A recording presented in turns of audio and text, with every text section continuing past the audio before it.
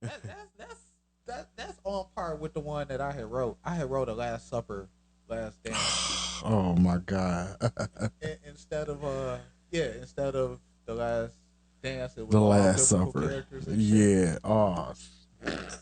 Yeah, Wow. yeah. That's fucking hilarious. Oh man, well, he told me I wasn't the son of man, so I took that personally. And you see Jesus like doing the fucking back down thing, Uh-huh. and turning the water And into the wine wine. and shit. Yeah. They do the shrug and all that bread appearing. Shit. Yeah, hitting the push off on the water. Oh, see, yeah, man. Yeah. Oh shit. John the Baptist was Scottie Pippen, and Mary Magdalene was Dennis Rodman. Damn. Oh shit. Bro, that shit was so fucking funny. It was Mary Magdalene, but she got like fucking piercings and tattoos, Meg Ryan. and she got the Dennis Rodman voice. Don't sound like y'all niggas casting pods in this bitch right now.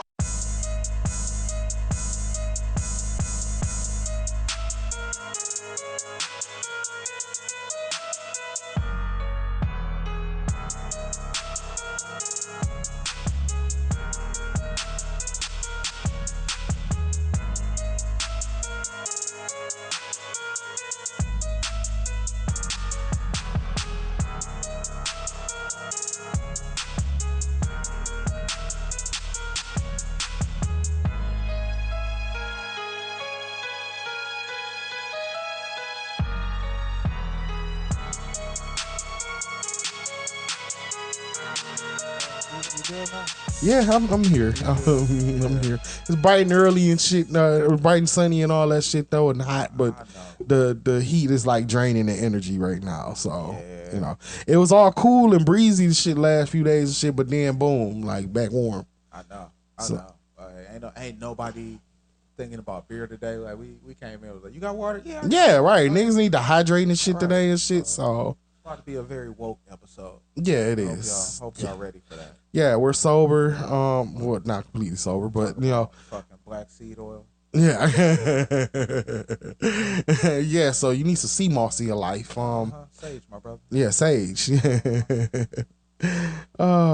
B Lee here. Stocking cap Stu. Thank you for reminding me to say my name. Yeah, my own fucking shit. I just thought about it. So, oh yeah, I wanted to mention something. So, cause if you notice on like Spotify, you know, under your name is Stuart Cap. Yeah. Yeah, so I thought that when you, and it's funny the other day when me, you, and our guest Rare were talking about it because we wanted to talk about, we just came to topic about Stuart Cap. So about how you came up with the name and everything and stuff. So you know, so I like, and then next to me it said B Lee. So I like, okay, I had to think of, okay, I got to come up with a wait. So you telling me that your birth certificate doesn't say B Lee? No, it doesn't. No. It actually says bleep, bleep, bleep. Which I won't, you know, say the full government name and shit. So, oh man. Yeah. Oh my goodness. But so since you're Stuart Caps, I figured that I could be Bartholomew Lee. Bartholomew Lee. Okay. That's what the B and B Lee stands for. Bartholomew. Okay. All right. Yeah. All right, I got you. Yeah, so make me sound real professional. Okay. So do you want to be a Lee or a junior? I mean, junior or third or? Let's see. Do I like the Bartholomew Lee the third or the second? I don't know. No. Okay, let me be the first. Yeah, I'll be the first. Yep. Okay. Everybody got second and third. No, let me be the first. So, yep, I'm the first. Bartholomew Lee the first. Got you. Yep. It got to be royalty in this bitch. Okay. So, you know. So. All right. Now, I have one now. So, now we have like the alias set like that. Now, when we do interviews under our alias, which one of us is going to have a British accent? Shit. I could try it. Kind of like, cause I was thinking like maybe it'd be me, but it's obvious with the name Bartholomew. But you know, you see Stuart Caps and everything, you start speaking with a British accent and shit. You know, and also before you ask why one of us would have to do some type of things, just when you get a chance to look in the contract under the Ken and the Kill clause, this is Article 14. So one of us got to throw everybody off when we speak actual interviews and shit, and with a British accent and be like, oh shit, he British. Oh shit. Like the first time you seen it was just Elba outside the wire, It's like with the first interview you see of the guy that played Jerome. Yeah. That played Jerome on Snowfall, man. You mean what you call it? Franklin? I thought Jerome was British too. No. Franklin British. I know Franklin. Franklin is British and Sissy British. Franklin mama British. Really? Yeah. Wow. Yep. Okay. That threw me off too. Yeah. So yeah. Man. Yeah. So no. Jerome is a brother. He just less harder than Jerome. Was seen like in real life. Wait till they find out we British. Yeah, exactly. That's going down. That's I'm telling you, Keenan the Kill clause, man. That's Article 14. That's where we gonna work the clause. Yep. Yeah, I'm gonna draw up some of them fake ass documents. Like one day you just start speaking regular shit outside of Stu Lee and shit. Like, yeah, I can't do no fucking British accent. I gotta practice it. I be having to warm up with that shit. Right. I can't just pull out every accent. Yeah, when I first seen Franklin and shit, like when he outside doing Snowfall, like that nigga British, get the fuck out of here. Shout out to Damson Idris. Yes. Yeah. Yes.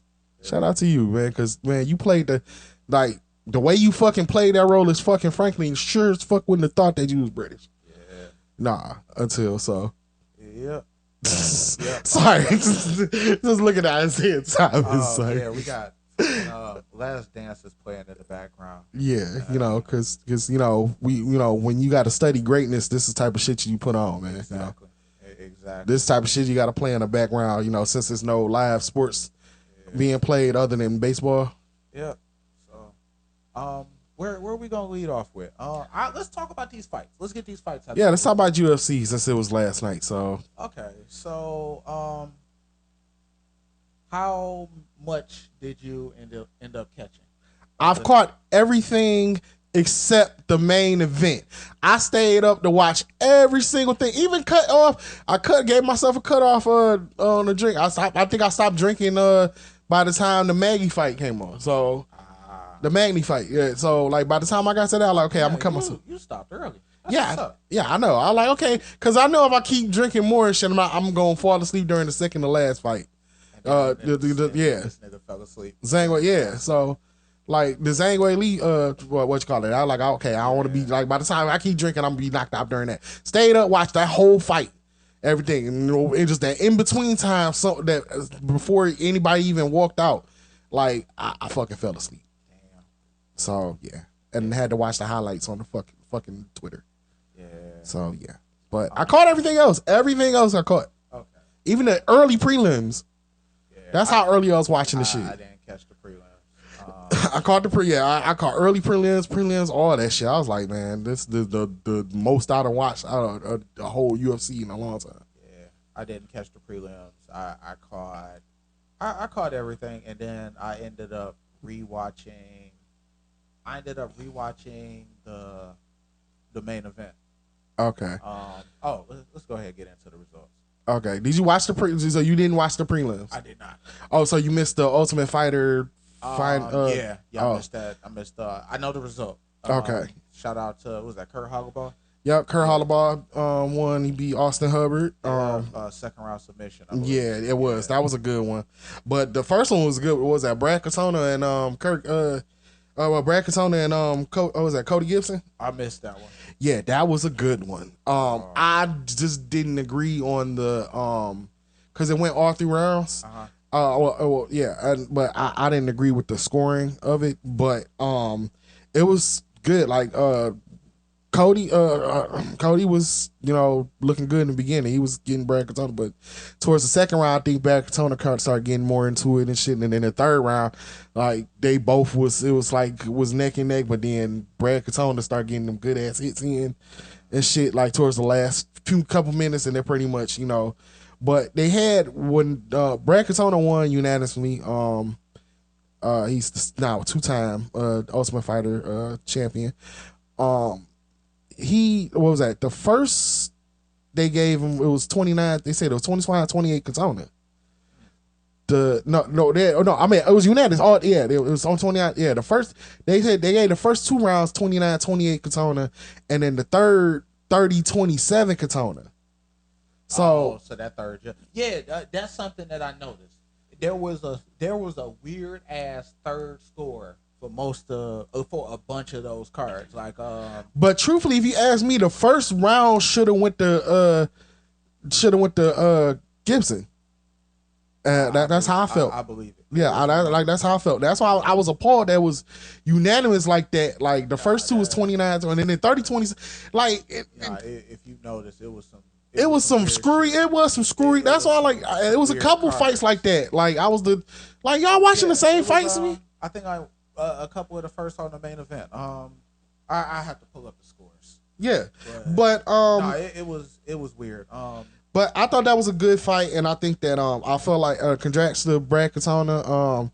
But I also think that Gibson should get another chance because he really even from the show, like he really from his performance in that fight, I felt like he gave his all of that. And plus, he generally did not like Brad Katona. So if you watch the Ultimate Fighter, so but also of course Conor was bragging about this being a win for him and everything though, even though technically Katona started off as I'm so off everything that Conor got to say at this point, dog. At this point, dog, just knuckle up and fight. Please, you are a professional fighter / gazillionaire. He wasn't even there. Chandler was there, but not fucking oh my goodness. Conor wasn't even there. Like he tweeting the fucking congratulations about the shit. Like granted, Katona is trained by Conor and his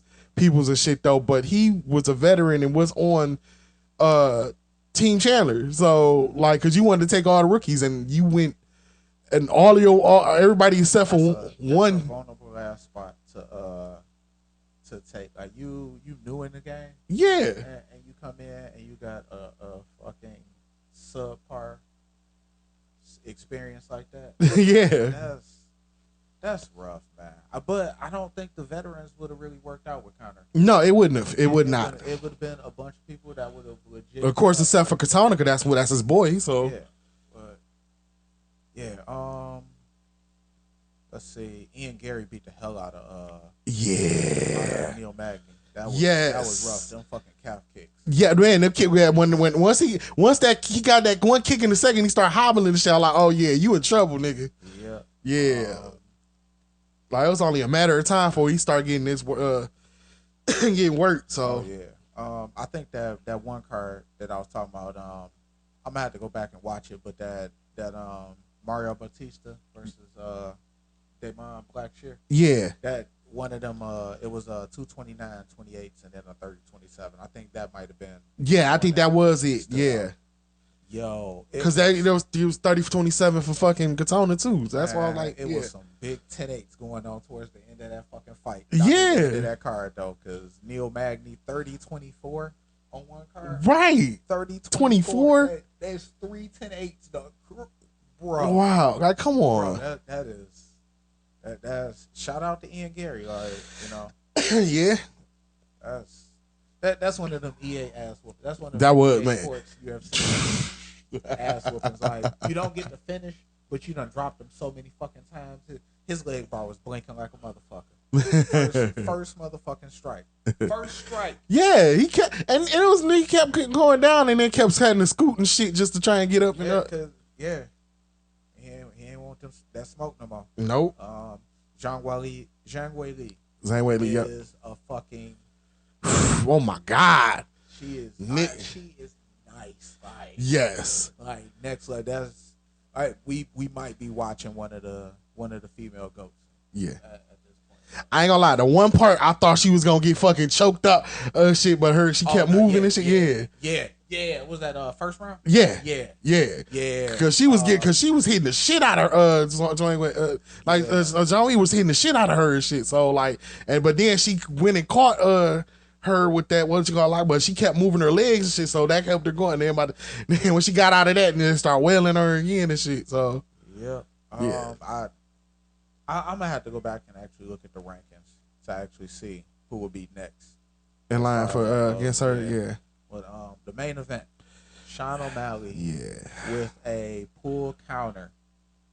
A pull counter right hand. Yeah. Sent. It was so good. It was nice, and shout out to Sean O'Malley. Like I saw the fight, and this is how I be processing Sean O'Malley fights. When I watch him fight, I respect what he does, and the fact that he is like at this point he's proven that he's a top tier talent. Yeah, you know, it's crazy how long we've been watching his fights. Like I feel like literally been watching from the beginning. Like he's somebody who I've noticed every time, mainly because his hair. Like the hair make him unforgettable, you know. But then once you see him fight, it's like, you know. Yeah, he justifies the hype. Yeah. By a huge extent. Like he is good. And the thing is, like, the reason I really don't really be like, I respect what he do, but his fans are, so it's only maybe a couple actual legit fans that I actually respect as far as their opinion go, but it's like that Conor McGregor hype wagon. That's like, how, yeah. Like also, I can see that. Yeah. Also, shout out to Boston for continually being one of the worst fucking crowds as far as sports go. Yeah. Oh my God, Jesus. dog. Like, really? Really? As if the reputation ain't strong enough already? Yeah. You know? Yeah, they're quite obvious. Yeah, if it's not the banners popping up in Fenway, is, you know, the certain words used at NBA players when they in town. Yeah. Like, come on, bro. Like, y'all just stay classy, Boston. They don't believe in that. They don't believe in that. What is classy in Boston don't even belong. Look, no. Look, I hold grudges from like back in the fucking bad boy days and shit. So you know, like you know, whatever. Yeah. So fuck Boston in any sport. Yeah. I mean that. Yeah. Fuck the Bruins. Fuck the Celtics. Fuck the Patriots. Double fuck the Patriots. Fuck the Red Sox. Yeah. So you know. Yeah. So I think I added another list to my enemies now. Boston fans. All right, that's cool. Right. Fine, we can scratch. So now you know I gotta be cautious and look out for. I'm shipping out to Boston. I know that fucking Dropkick Murphy. Yeah, well that Dropkick Murphy started playing the shot. Like, I'm not going outside today. Oh man. So, props to Sean O'Malley. Yeah, that was it was legit impressive. It was. It was, you know, well timed. It was well placed. I'm very interested to see what happens with Aljo from here, though. Yeah, because he had a legitimate. I consider it a legitimate run. I wasn't a fan of how he got there, but after a while, you gotta, like Sean O'Malley, you gotta respect what they do. Like, you have to respect the fact that he's beaten who they sat in front of. Definitely. You know, and it is what it is. Like, I want to see how he fits in. If he moves up to 145, I want to see how he fits into that landscape. You know. Yeah. It's some very interesting matchups that can happen there. You know, you got Holloway, you got Volkanovski, you got Yair Rodriguez. Oh yeah, them some man, yeah. Them was some very compelling matchups right there. Yeah. And those are, you know, really tested, see how, you know, much of a, you know, Yeah. So we'll see. Yeah. It is what it is. Like I also yes, I'm aware that I picked Aljamain Sterling to win that fight, and it is what it is. I was wrong. Yeah, I mean, and and I was going for Sterling too, but at the same time, it felt too much as like more of a coronation night of Sean O'Malley, because like I felt like he was like one of the, I guess like one of the fighters that didn't have a championship, that you had to have a championship opportunity to like actually put in that main stage, because like all of his fights was like on fucking pay-per-views, undercards and shit. So, and now you put him in the main event, it's like a chance to really like to see him. But it's crazy because like I done seen this man fight for like so many times for years and shit. Like now he finally competing for a title, and he the first try won it. So congrats to him. Oh yeah. He won it clean. Yeah, won it legit. It's about to be an interesting, like, I'm a fan of his fight style, so it's not like I'm going to be avoiding his fights, but it's going to be interesting to see, like, how this run goes. Yeah. In terms of growth and, like, the progression of the division. Because, like, it's essentially changing of the guard. Yeah, it is. It's about to usher in a lot of new talent. Yeah, a lot of interesting matchups. It's gonna be the first of many O'Malley main events. So money to come. Definitely. So we'll see how that goes. Yeah. Can we get this Madden shit out the way real quick? Yeah, let's talk about Madden 24. Oh my god. All right, I'm gonna let you cook on that one first. What are your overall impressions? Copy paste. Same, just updated rosters, and I'm getting sick of this point. I'm tired of this, and it's sad. I'm still gonna buy it, but it's like, the fuck, man. Like, and it's like, how you so like, okay, I gotta get this new Madden 24, get it updated and everything. It's like, you feel slightly deflated because all you paying for is a roster update. Oh my goodness. See, I feel like that's the issue with Madden. It's like you just can't fuck with them at all. Like, no. Like, EA is just not gonna try above a certain threshold. They just not even gonna put the effort in, and it's pretty fucked up because that's all we really got until NFL come to their senses and kind of they got to get out that deal has to end. Yes, like seriously. Like, I miss the days when you had fucking other options. You had NFL 2K. You had fucking anything else other than just Madden. Like I've been playing Madden since I was fucking 6, 7. So, now it's like, for the past several years, you pretty much given me the same game. I feel like it should be discounted, like, at this point. You're going to keep doing the same fucking thing. It justifies the argument that I was having off mic with you one day about the Live Pass thing. Just, like, make it a free-to-play game and just charge annually for the fucking update. Yeah. Like, if that's what you're going to do, that would justify how lazy you're going to be. Yeah, and instead of making us paying $70 for a whole new game. I felt this way for a while, and the thing is, like, I've stopped paying for Madden for a long. Like, I don't touch it until it touches. I think an EA Pass. EA Play is as far as I go, but once they hit the vault, that's the only time I'm touching Madden, and I don't play that shit because it's the same game. Yeah, it's the same game. See, what I do is I just get I got EA Play too, so I'll just do it on there, and then what I'll do is just limit how much my time until that 10-hour go up, and then I'll just catch it when it's like on sale or some shit.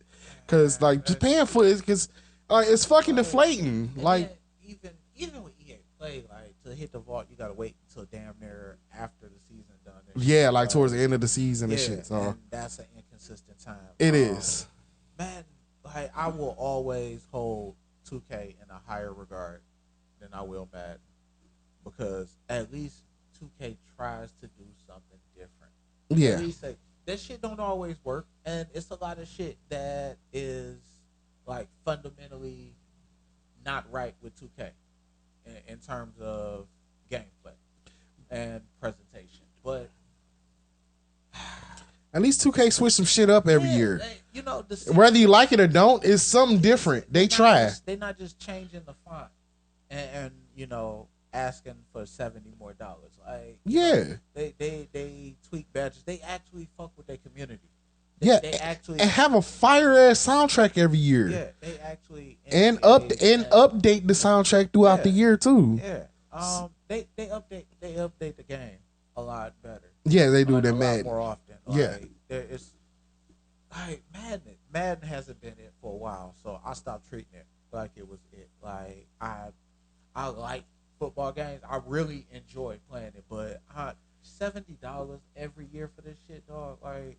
And it's hard, and it's tough for me too, because like I'm a huge football is my favorite sport. So like, and it's deflating that every time that I'm, like okay, new Madden come out, like every year it's like for the last several years like my expectation has been low, because like I know I'm just paying for a whole just system roster update, so and I ain't gonna lie, it kind of leaned me towards playing 2K more. Yeah. It has for the past year. So like I would play 2K more just because I'll get my Madden in though, but it's like at the same time it's like, who wants to keep paying for that? So this isn't like Madden isn't the only game that I have an issue with. And I don't wanna get on your case for paying for Madden. That's the new phone drop. Yeah, the alarm. The alarm is the new phone drop. Yes, it is. So I don't want to get on your case too bad about Madden, because that's how I do UFC. Like UFC is a very when you compare it to like Undisputed 3, which is the greatest MMA game ever made. Oh yeah. It's just not that. So you gotta come when it comes to Madden EA products. They just gonna tread water as long as they can, especially when they hold the only fucking competition. Yeah, in a certain genre or sport. Yeah, like there's like I was like, oh, there's another NFL coming. No, there's none of that. Like there's no competition, no ops, nothing. Like, and I like it better when it was, because it give you pressure on them to call. Okay, we got to come out with some. We got to come harder next, man. No, we don't get none of that. Nope. Yeah. So. Shout out to Fight Night Champion, because that might be one of the better EA Sports games in recent memory. I miss Fight Night. And to my knowledge, they still have a bit of a fucking player base. Like that game it's relevant. It is good enough and is relevant to where people will play, and that could be shit like UFC. If Undisputed was still like, if you could just throw that shit or download it onto your Xbox One, your PS4, PS5, some shit like that, it would still be played. A lot more people would play. I'd play that shit over fucking EA. Yeah. Like EA is a very by the numbers, play it safe. Yeah. Fight game. And that shit is not. It's got all the sizzle that like will keep you interested in shit, and it's fun playing it, but it's just like when you look at the whole thing, it's so fucking shallow, man. Like, how are you not able to throw elbows from fucking full mount or guard, or like a lot of positions are just so black and white. Like they don't really capture the nuance and the detail that goes into a lot of fucking positions when it comes to fight. It's So EA is just lazy, man. Yeah, I'm tired of it. I'm just so tired of it. It like, is not in the game, dog. No, it is not at all. It is not in the game. And yo, shout out to the dickheads that be taking a check from EA and be super geek on YouTube playing Madden and shit. Whoa! I just got a LaDainian Tomlinson card. Like, so the fuck what? Yeah. Oh my God! Did you see that tackle? Yes, I did. 85,000 times over the last 9 years. Yes. And nothing different. No. Nothing different. Like, come on. They come up with a remotely good idea, and then they just pull that shit from the game. They don't do that shit no more. And it's sad because I enjoy playing football. I enjoy playing football games. I enjoy playing Madden. Like, and that's the only option I have. So I have to, pay to get this. I want to play, of course, with the update. And plus, I play against people on Madden. So, like, I got to have the latest one. Like, hey, let's. On them rights. Especially with the way 2K looks. Now, 2K looks pretty good. Oh, yeah, absolutely. 2K on next gen. Yes. Which is current gen. Yeah. Yeah, we're going to say current gen. Yeah. Come on. At this point, like, next gen would be whenever PS6 come out, like 2038. So, shortly after the release of Grand Theft Auto 6. I was like, PS6 Grand Theft Auto 6 bundle. Yeah. But we had to wait after they done updated Grand Theft Auto 5 until like 2034 and shit. So, and see, that's an old ass game that holds up. Yeah, like that game still holds up. They're going a decade strong. They have an active community. They actually cost 3 different generations. Oh my goodness, yeah, that's wild. Yeah, because that was on what 3, 4, and 5. Yep. Yeah. Yep. Yeah. So shout out to Rockstar for doing that shit right. Like they took the time. They put a lot of money into that game, and they covered as many motherfucking corners and details and nuances. It is so many minor things about that fucking game. Yeah, you can tell on the on this newer gen. Exactly. Yeah. Like the fact that you can make all your bank transactions off your phone, but the ATM's still working. Yeah. Like, you can still go and walk up to a fucking ATM. That bitch. Yeah. Like that's pretty just unnecessary. The conversations that go on. Yeah.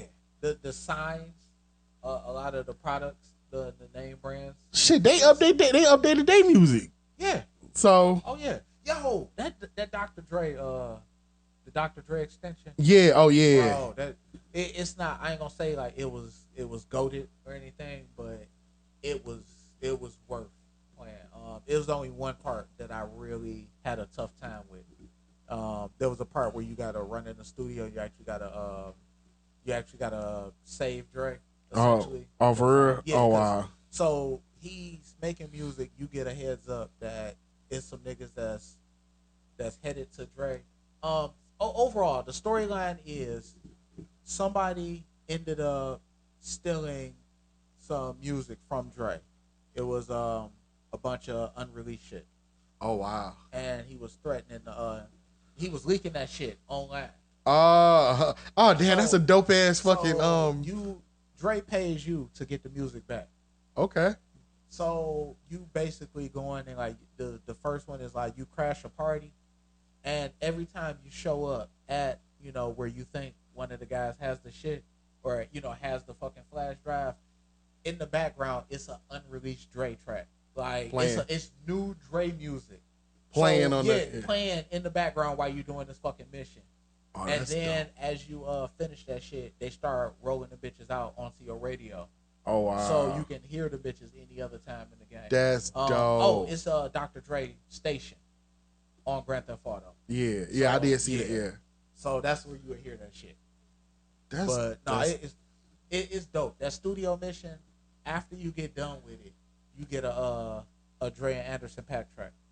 Oh yeah, I think I heard that track too. It's actually animated in like Anderson .Paak actually in the game and shit, and he sit down and you can hear them making the track and shit. It's pretty dope.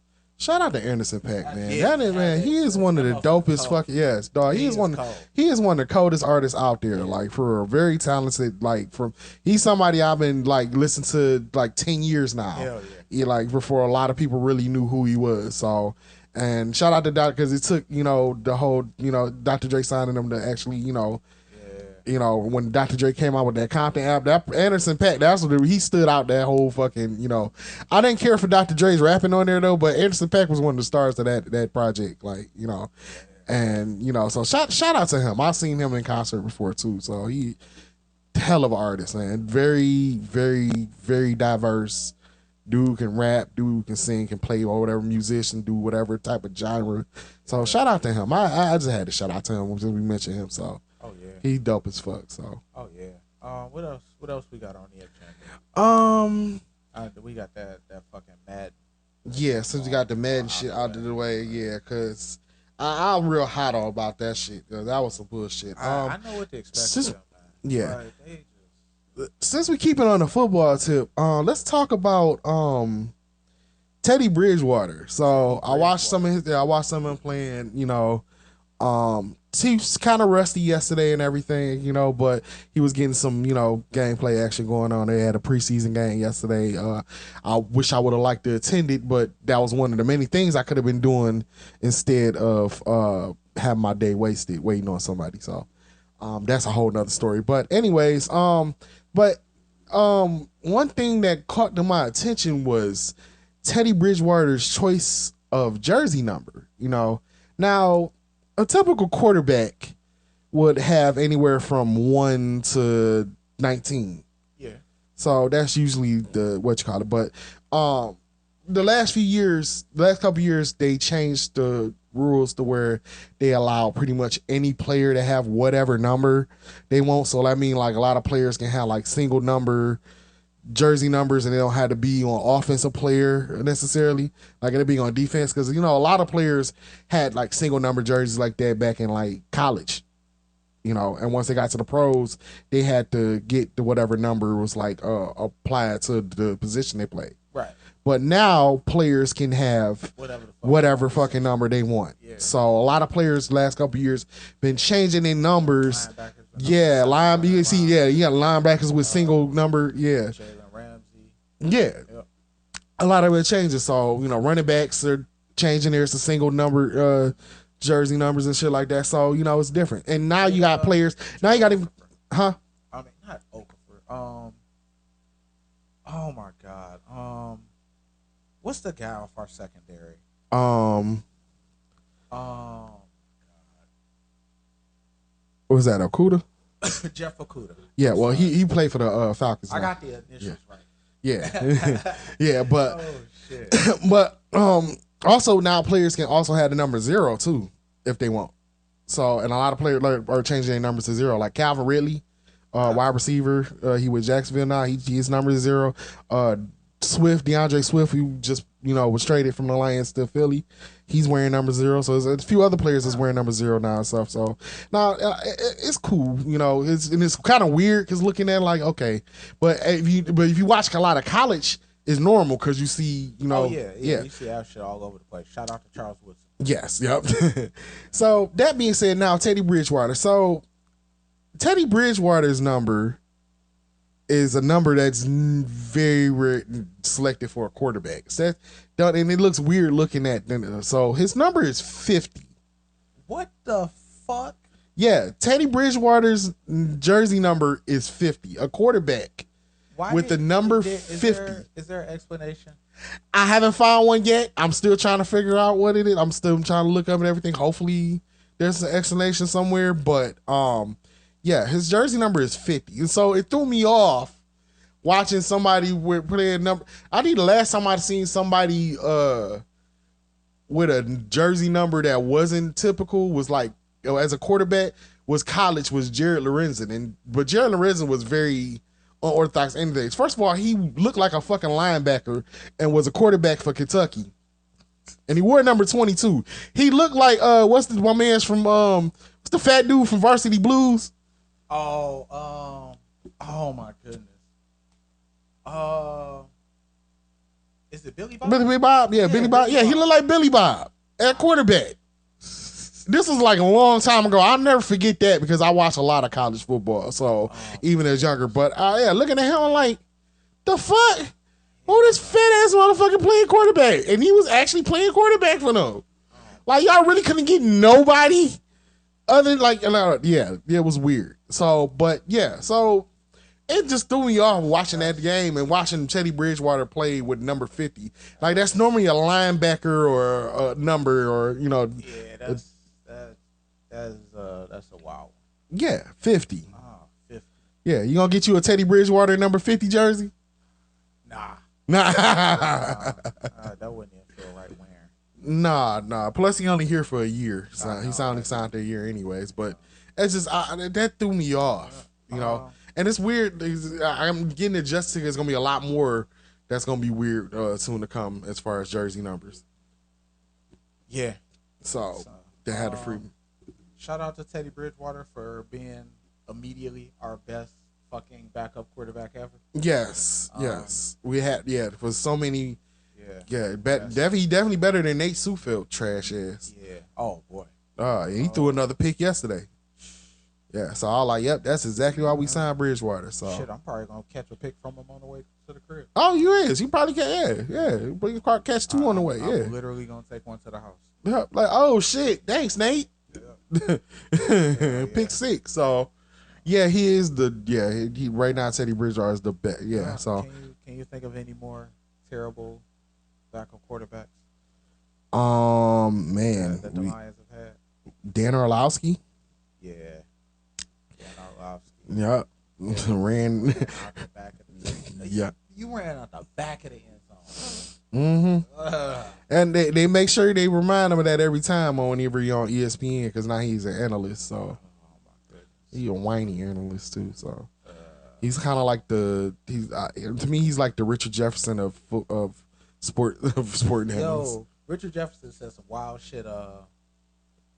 That joke about there was a joke about drinking on the air. He said he was like, "Are we still allowed to drink on the air?" And then I forget who he was with. It was 2 other people up there, and it was like, still, he was like, Richard Jefferson would have been an excellent broadcaster in the 50s. Richard Jefferson said, I don't think I would have been allowed to be a broadcaster in the 50s. Your point. Yeah. I assume everybody else in that booth had the fucking Mike Myers. Yeah, when he said, absolutely. Everybody had that Mike Myers reaction. Was like, whoa. Yeah. Who would you probably say is the worst quarterback in Lions history? Oh, the worst. I already know off rip. I would say Joey Harrington. It's probably Joey. Joey Harrington. It's probably Joey Harrington. We got a terrible fucking Dante Culpepper, but that was like we got like washed up Dante Culpepper and backing up for Stafford. But that was the first Lions game I went to. He was quarterbacking too, and they took on the Steelers. So I'm watching washed up Culpepper. You remember from Dante Culpepper back them Viking days and shit. Like he was a motherfucking beast. By the time he got to the Lions, he was shit. No grease on the wheels. No, that was like one of the most tragic. That and watching Michael Vick as a New York Jet was fucking sad, bro. Oh yeah. That was the one. Was that with the first Buffalo game years ago because it was a storm and shit. It was a snowstorm and and they had to move the Buffalo and Jets game to Detroit and it was free. So it was just sad seeing a shell of Michael Vick and trying to still play football. By the time he played for the Jets, he wasn't shit. So that part makes the Atlanta reference even funnier. Yeah. Bro, he was racing people in the parking lot. Oh, that shit was funny. This nigga Ern really thought like, hey, fuck it. It's Michael Vick. Right. Exactly. Like, really. Like, this nigga is still faster than you. In what universe? It's so funny because they just immediately cut back to them motherfuckers in the car. Yeah, like right here. Yeah, like they should have been in there. They don't even show the whole record. Why see that? Don't need it. Why see him? Why see Ern Terrace, PCL and ACL making that tumble and shit, knowing he can't dust fucking Michael Vick? Like, come on, man. Right, that nigga can still, man. I'm not. You think the police won't want to chase Michael Vick today? Hell no. Hell yeah. Like, you got it, nigga. Boy, that's Michael Vick, man. So Joey was probably my logical answer to that question. I think my favorite terrible quarterback was probably Charlie Batch, though. Your favorite terrible quarterback? Yeah. How do you have a favorite terrible quarterback? Because it's just like, it was the way he was bad. Yeah. Like, I mean, he tried, And then also, you want to root for a black quarterback. So, it's like, I know. Even though he was light skinned, but, you still want to support your black quarterback. So he's like, you want them to be something, but you knew, nigga gonna come up short, man. Yeah, no. Fucking football Damon John. Yeah. That's it. Football Damon John. That's a good ass comparison. Yeah. He was bad with us. Yeah. Man, he tried though. He was straight, but you see what happened when he went to the Steelers? Yeah, he backed up for Ben Roethlisberger and won the ring. Yeah. And won a ring here. Ain't that like the irony of that? Like, yeah. So that's some Lions ass shit right there, man. That's the only time that Ford Field seen a Lombardi trophy. Was hosting the Super Bowl. Yeah. So, but yeah, mine would definitely be Joey Harrington. I'm still trying to figure out why did everybody have Joey Harrington jerseys all the time? Like, they had to start giving them away for discount or just giving them for free or something. Because you remember going to school, how many the abundance of people had Joey Harrington Lions jerseys? Bro, he ruined a really good colorway. Yeah. Like, them jerseys with the black trim. Oh yeah, it was fire. Oh my goodness. I like them jerseys. Yeah, I like especially when they did the black alternate. Yeah, them hard as fuck. That they never fucking wore. Can you imagine a motherfucking all black Lions color rush? Yes, dog. I need it. They need to do that, bro. That should be fucking fire, bro. Dog. Oh my goodness. Like, how do y'all come out? How do y'all have these black jerseys and don't ever fucking wear them? They never fucking wear them motherfucking jerseys, dog. Bitch is hard as fuck, dog. Like, come on. Easy could have been an easy color rush. Oh my goodness. But you get some all gray ones and shit when you decide to get rid of all black. You just took all the black out and just kept the Honolulu blue and silver. So I never, but yeah, that bothered me. Like, I was like, why do all these people have Joey Harrington jerseys? I'd be disgraced to even, fucking. I didn't have one. I had a Johnny Morton jersey, and I was proud wearing that one more than fucking. Yes, I had a Johnny Morton. Hey, I'm not knocking that. I had a Johnny Morton Lions jersey, 83? So. He was certainly a better Lion than fucking Joey Harrington. Oh, hell yeah. Number 83, right? 87. 87. Yep. Okay. 87. Yep. All right. Yep. I had the Johnny Morton boy. So all right. That was my first Lion. Yeah, that was my first Lions jersey. It was Johnny Morton. What's up. That's a pretty good jersey. Yep. So then I think I only had 2 Lions jerseys ever. That, and then the second one I ever had was which I still got, is my Megatron, my Calvin Johnson jersey. So. Like, I'm holding on to that. I'm holding on to that motherfucker. I can barely wear that motherfucker, but I'm not getting rid of that. Stand. Right. Nigga, that's Megatron. That is greatness, man. I watched that man play numerous times. I feel you on that one. So, hell, I worked there watching him perform greatness every fucking week. So, I'm holding that dear to my heart. So. All right. You ready to take this break? Yeah. Go ahead and reset. Yep, we're gonna talk some AEW. Oh, we got some AEW. Yeah, I got some shit to talk about with AEW. We're about to, we got All In right around the corner, and then All Out the week after, and right. Yeah, I got some opinions on their booking. One time for the wrestling fans, all 80. Yep.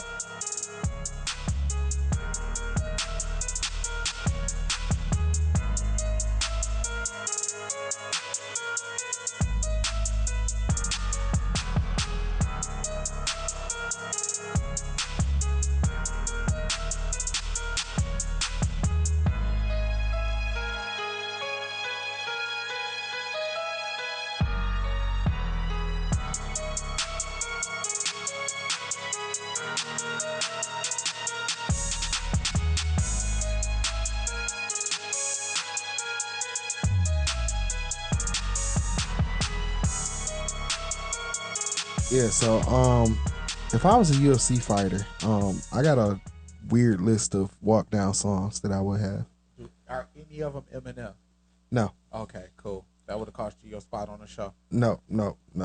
I wasn't gonna do that. I mean, that's too obvious. No, nah. But no, it's some shit that's gonna throw them off. First I had these were two selections from these are all either fictional songs or theme songs. So okay. Yeah. The first two I had were two memorable classics from the fictional band The Beats from Doug. Had a Need More Allowance and Killer Tofu on the list of interest walk music. So Killer Tofu would kick that, bro. I know, right? Slam. It wouldn't as a shit would rock the motherfucker. Oh, that's a good one. Yeah. So that is a good one. I had the VR Trooper theme. Oh man. I also had the City Guys theme. City Guys. Yeah. You got to walk down pretty fast for that one. Yeah. So also I had Wacky D's in the house. Oh shit. Yeah, but I think I'll say that for you. That's gonna be Stu's. Yeah, that's gonna be his. You gonna have the pants and everything. That's gonna be my mayor campaign. Yeah. So when I'm doing my motherfucking campaign trails. Yeah. Oh, my last one was straight out of Low Cash. Okay. So yeah. That's a pretty good one. Yeah. So I was brainstorming. I'll probably have more down the road, but those were the quick that came to mind. Like, you know, because I they will all be fictional songs. Like, it wouldn't be, none of them would be like no hits. Like, it wouldn't be like, I wouldn't make y'all like, hey, yeah, get this Eminem song. Nah. I'm simple. I'm weird as hell. So I might come out to the fucking Perfect Strangers theme. So for all I know, so Family Matters theme. Matter of fact, yeah, the Family Matters theme. There you go. I add that to the list. Bro, oh my god! Or picture me coming out to motherfucking A Different World and shit. The theme and shit, the Aretha version. I know my parents. Let it be coming walking down. That you tell me that thing wouldn't be hard, dog. Yo, and I play the whole thing all the way to the end. I gotta be into the ring by the time this start. You have niggas like acting that shit out on the way there. Yup, that would be hard as hell. Remember Jamel Hill and Michael Smith did it on the Sports Center. Yeah, I would have to do. So I would do that. So I had to get Dawn Lewis and Cree Summer to do cameos and shit for that part, and Daryl M. Lewis and shit. Oh man. It'd be me dressed as Sinbad. Yeah. Juggling the basketball and shit. Yeah. Oh man. Dog, yeah. That's a good one right there. So that's gonna be one of my friends. Yeah. Let's see. My wrestling. My interest is to probably be like wrestling thing. I will probably do the Sting motherfucking the black and white entrance. Yeah. Oh yeah. You wouldn't actually come from the ceiling though. Like would well not, you know. It would be a dissension. Yeah, okay. Yeah. Okay. Oh yeah. You gotta be careful those type of things. Rest in peace, someone hurt. I know. Yeah. So fat ass look, bro. You will your kids will never have to cast pods. You're right. Facts. Our kids will never have to cast pods. Nope. Badass policy in place, nigga. For sure. That nigga M crying in front of Congress about that shit. Yeah. Let's see. What would mine be? Oh, Big Hurt. It's not a game. Oh yeah, of course. Yeah. Yeah. That'd oh my goodness. That's a very violent song. Yeah, that'd be some hard ass shit. The fucking Legends of the Hidden Temple theme song. Yup. Set up a giant ass old Mac. Yup. By the entrance.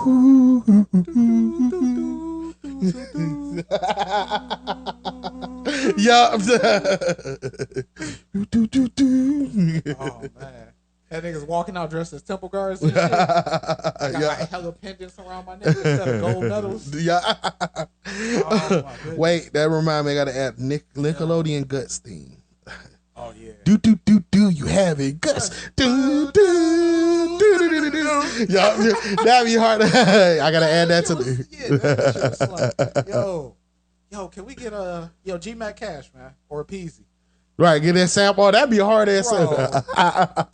Bro, put some slam behind that shit.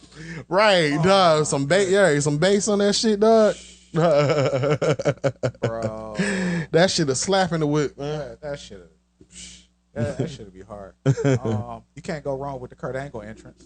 Oh yeah, of course. But you know what you call it ruined that for me, fucking Kobe Covington. Yeah, Kobe Covington. Yeah. I know that's a very appropriate song. It do. Fuck him, man. I hate him, man. Yeah, so like, man, whatever. Like, I actually mean that. When it's fun with Kurt Angle, you know, chanting "you suck," but he's fucking awesome. So, motherfucking. Shout out to Perk Angle, man. Yeah. The OG Finn Balor song. Yeah. That'd be a hard one. That'd be a hard. Like, I would try to pick a song to where the crowd is really gonna take off with that. Yeah, shit. They can interact. You know, so yeah, like they get that. Yeah. They go, yeah. I can see them doing it. Yeah, yeah, true. Yeah. So, I had another one. D'Lo Brown thing. He had one of the hardest fucking things back in the fucking Attitude Era. Oh man, yeah. You looking at the real deal now? I'll kick your funky ass out on the streets. Here's your receipt. Bring it up, dog. Hey, D-Lo was hard as fuck with the right. Sweet. Here's your receipt, dog. Hey, you can't say Jim Johnson wasn't cooking on that thing, dog. Yo, motherfucking the Too Cool theme song. Oh hell yeah, that shit was hard. Yeah.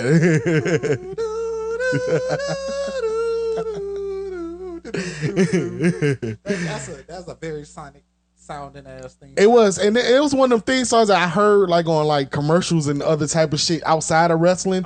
Like that and the Hardys themes was like that because because that's why the Hardys able to still have that same thing because they was using it for other shit. Like I was watching some shit for some action movie and they was using the fucking like wait, that's a Hardys theme. So yeah, but come out to the fucking the Bray Wyatt entrance. Oh yeah, which one? Which version? Oh, the Wyatt family one or the Fiend? The Fiend one. Yeah, the Fiend one. Yeah, that Fiend was. I like the original Wyatt family one too, but the Fiend one slapped they though. Both slapped. Yeah, they both slapped. But this that shit.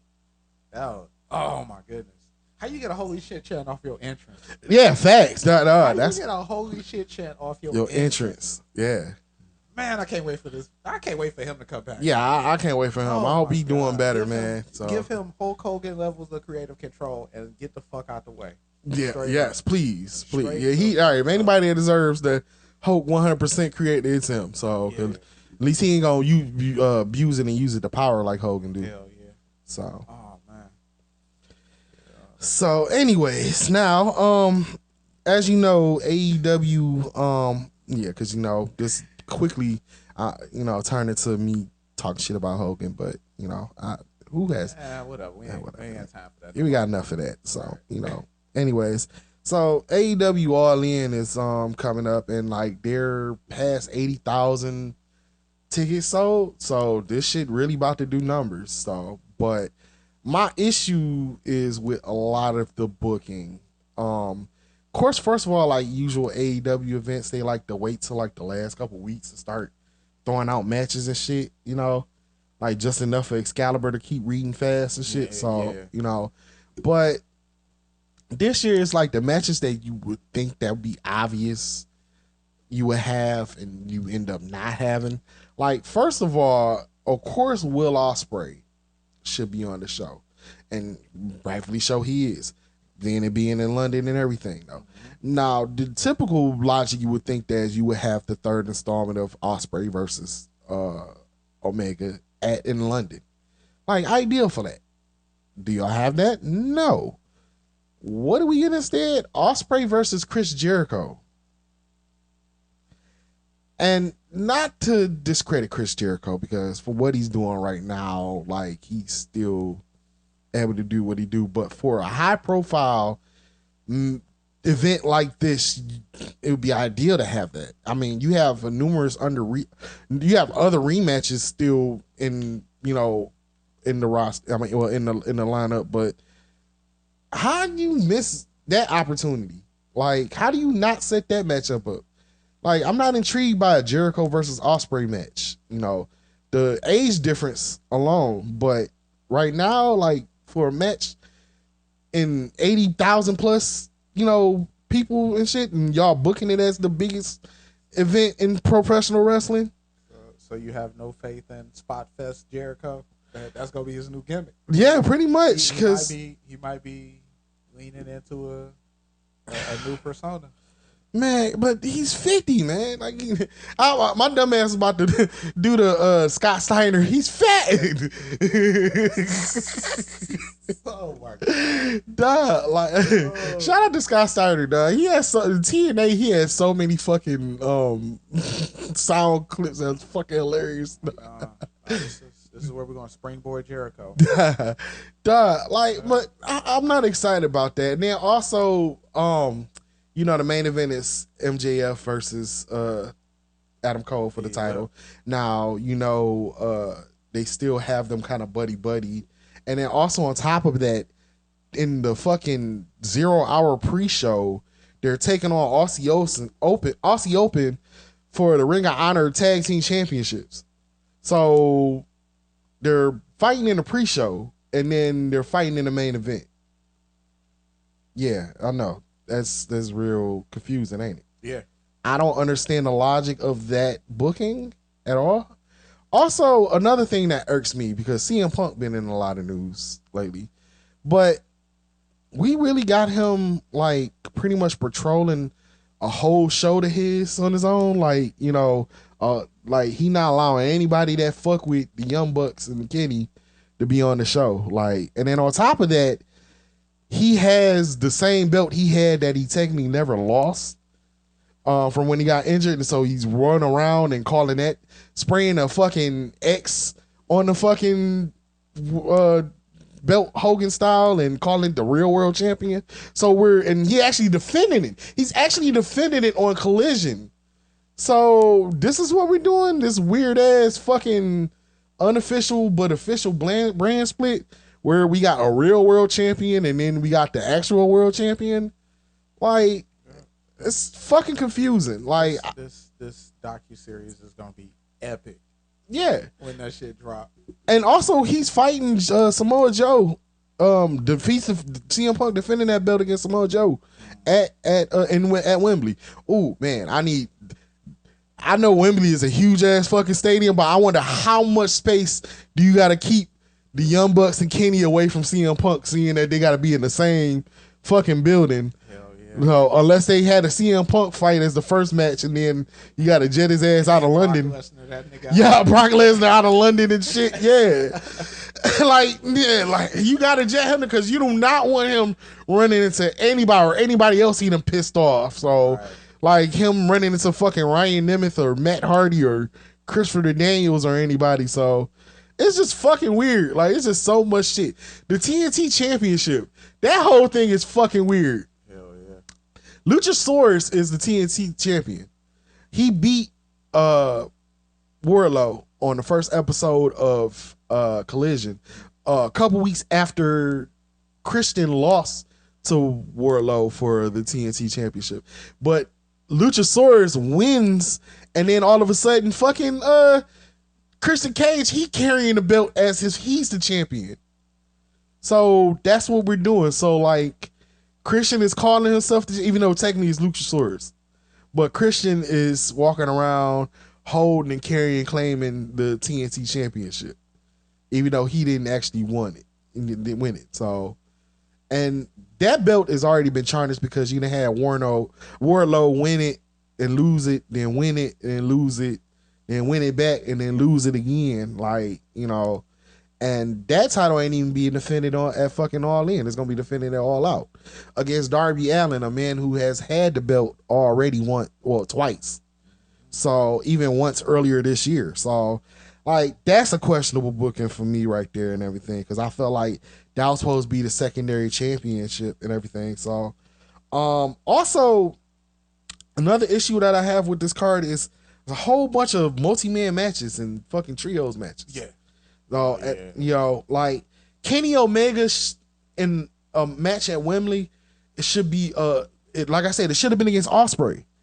but instead he's in a trios match. So it's him, Ibushi, Kota Ibushi, and Hangman versus Takeshita and Juice Robinson and Jay White.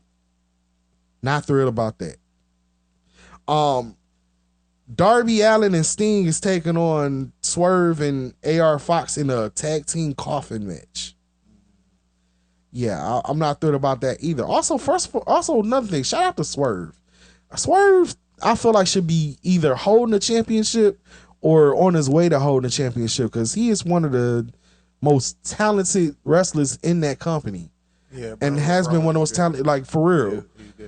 Like even with the kids, his character and everything, like he's somebody that like I don't watch a lot of indie stuff, but I watch a lot of his from when he was in Defy Wrestling, and I fucks with Swerve. I felt like Swerve should have been.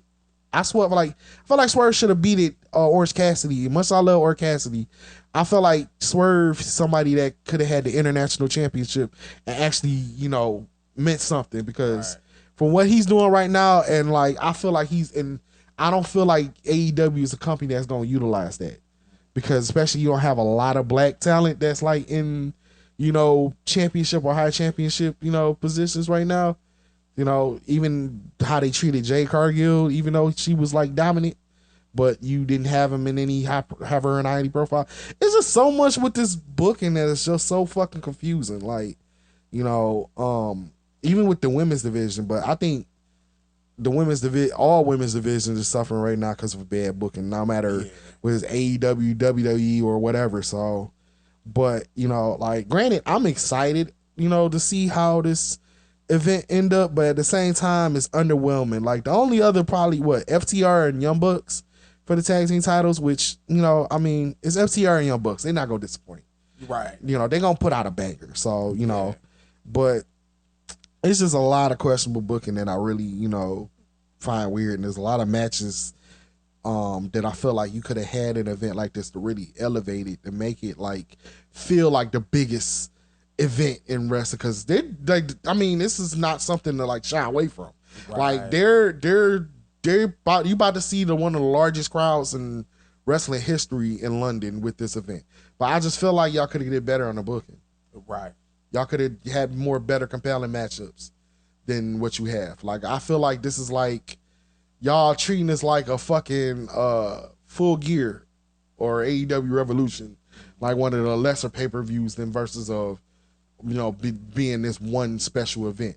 And also on the fact that a week later you have a whole nother pay-per-view, which is like unheard of. Somebody doing 2 pay-per-views within a whole week time span.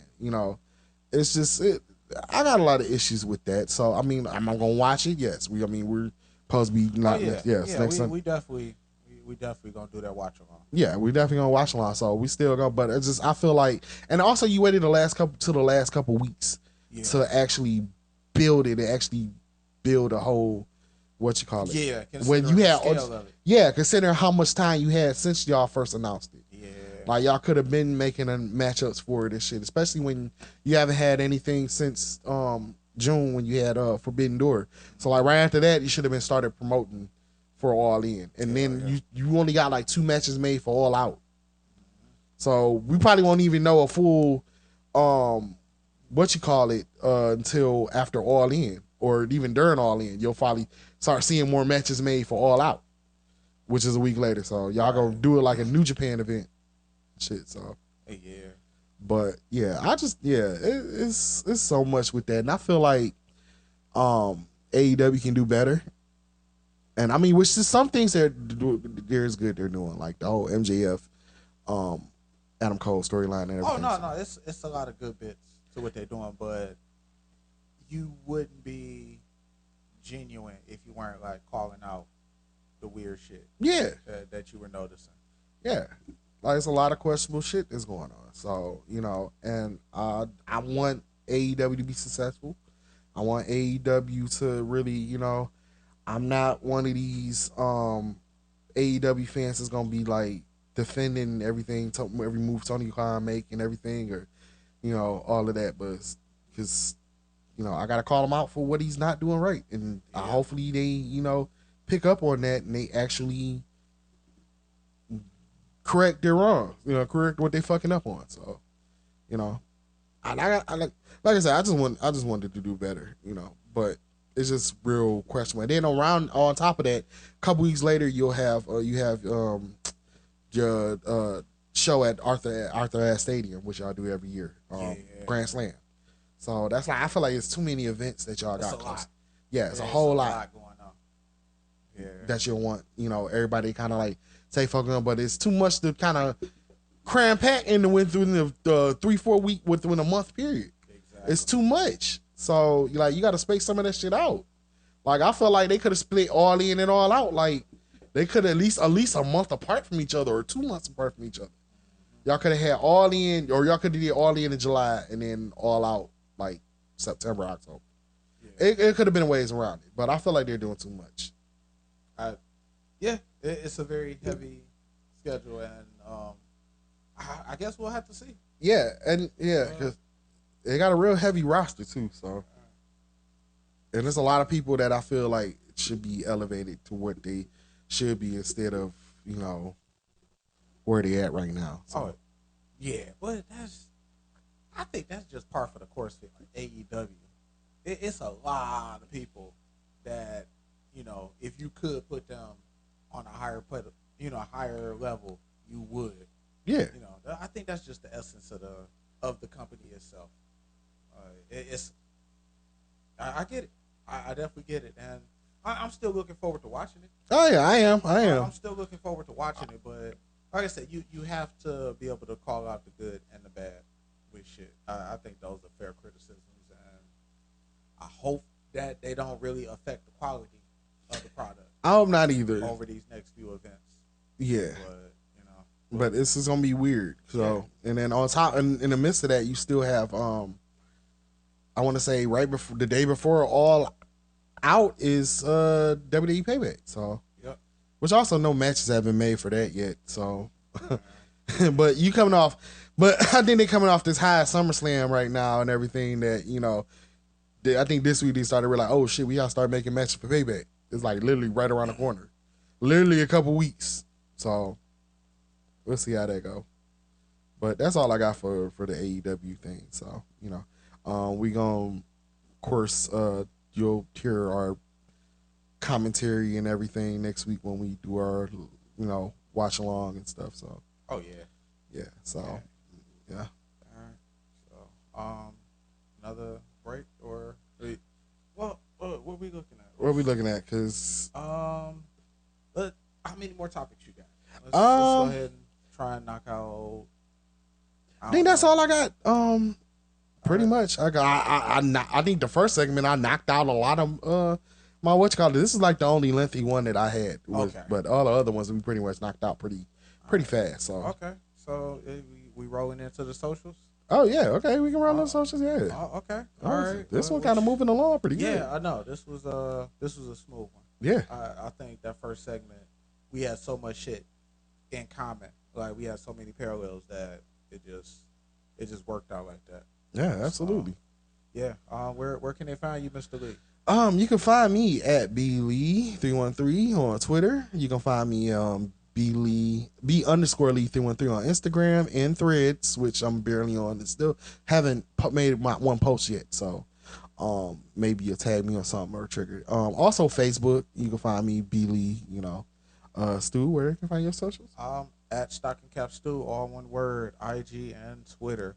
And if Elon is serious about that removing the block feature, I'm done with Twitter. Like that might be, like you can only remove them from the the inbox. Yeah, that's it. But that's really fucking like that's some bullshit. Yeah, if that's the case, I'm smooth on it. Yeah, I guess it'd be threads. It is. Yeah, exactly. So, bro, we'll be making threads great. Yeah.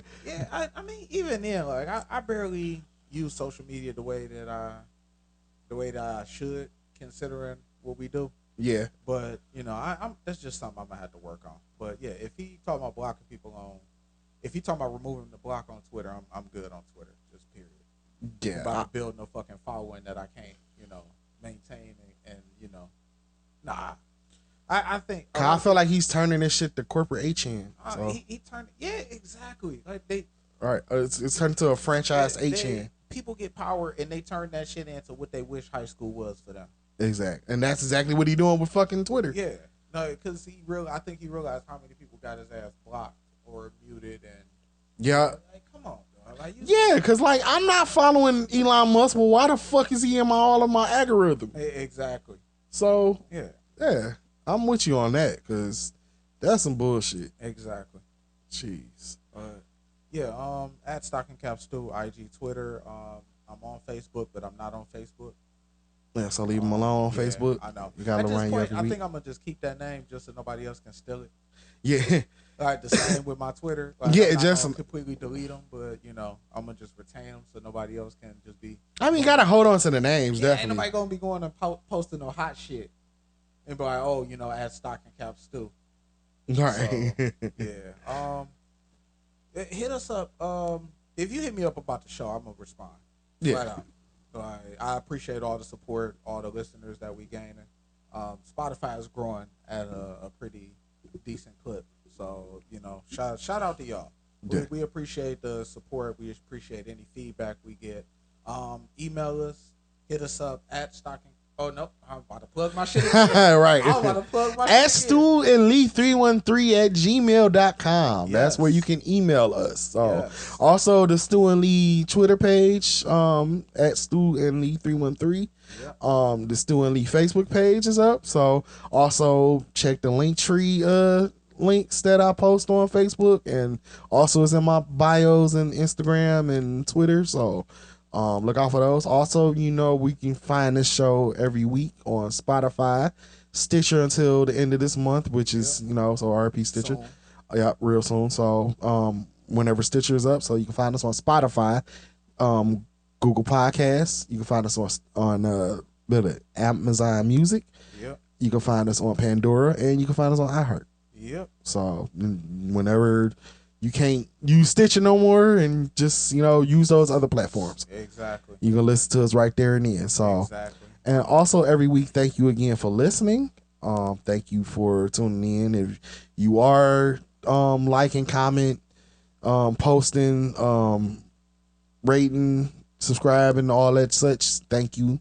If you're taking the time out of your day to just get your mind off something, or just listen to us talk shit and rant and everything, thank you. Yeah, appreciate that. If you breaking rules at work by listening to this shit, knowing that you should be wearing a headset and doing some other shit, or if your job is very sound dependent but you still taking the safety risk to listen to us, thank you. And we hope you don't lose any body parts, blood, or consciousness while listening to this show. Yeah, I think that's fair.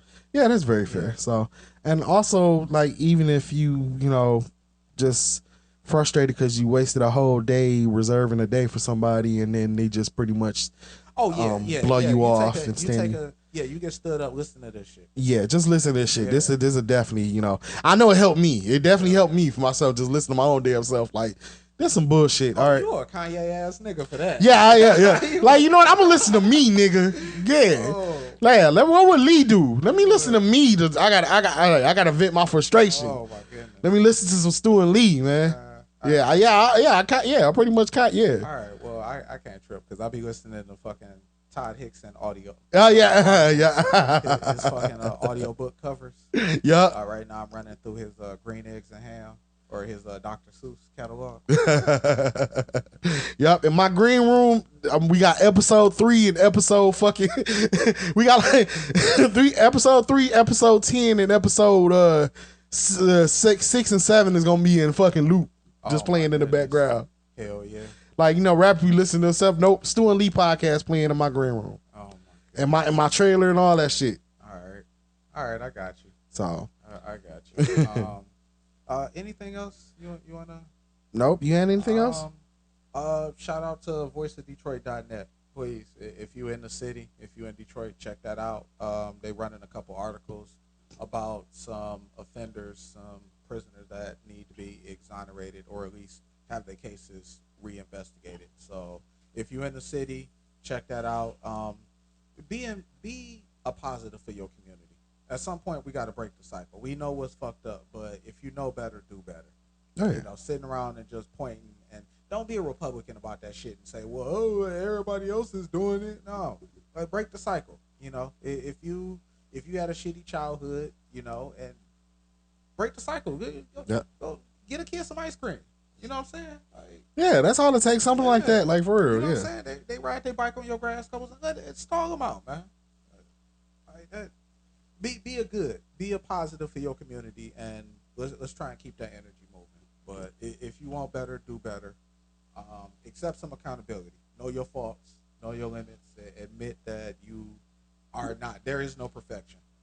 There is no perfection in this world. Work on yourself. You know, own your shit. I think that's all I pretty much got. Thank you for listening. Thank you for support. We'll be back next week. Next week is the Barry Sanders episode. Yes, it is. Number 20. And it's the fucking All In recap. Yes, it is. Yup. Number 20. Number 20 gonna be a good one, man. Yeah. So look forward to that. I'm gonna piggyback on what Stu said, and quote the late great Jerry Springer: "Be kind to yourself and each other. Yep. Take care of yourselves and each other." There you go. And again, thank you for listening to the Stu Lee podcast, episode 19. The Bino Udrih episode. Yeah, the Bino Udrih episode. This episode was better than Bino Udrih. Oh, definitely. Yeah, absolutely. This episode was better than this episode was better than anybody that wore number 19 on the Pistons. So anybody on that list. So agreed. Yeah, so yeah, I can confidently say that. So if anybody got something to say on there, we can square up. No. They got to square up with a podcast. Yeah. So stay tuned for that Bino Udrih response episode. Yep. Yeah. So where is this shit playing? Yeah, we got a folding chair waiting for him right over there. So you can sit in. So folding chairs. Yes, we is. Yeah, that's the new weapon now, man. That's the new blicky, man. Oh man. Yeah. So when you see me with that mine's a silver too. So you know that's how you know it's Lee. So yeah, you see me pull up with the stocking cap stew mask. Yeah, stew in a stew mask. All right, let's go. Man. All right, we about to be out, man. So this chair shot is dedicated to. Wow. That's probably gonna get beat. I just wanted to say, I just wanted to put something out there, just controversial. So on that note, deuces, y'all. Oh yeah, deuces. We out. My bad, I talked over you. That's all right. One more time. All right, one more time. We out, y'all. Thank you for listening to Stu Lee podcast. Tune in next week and deuces.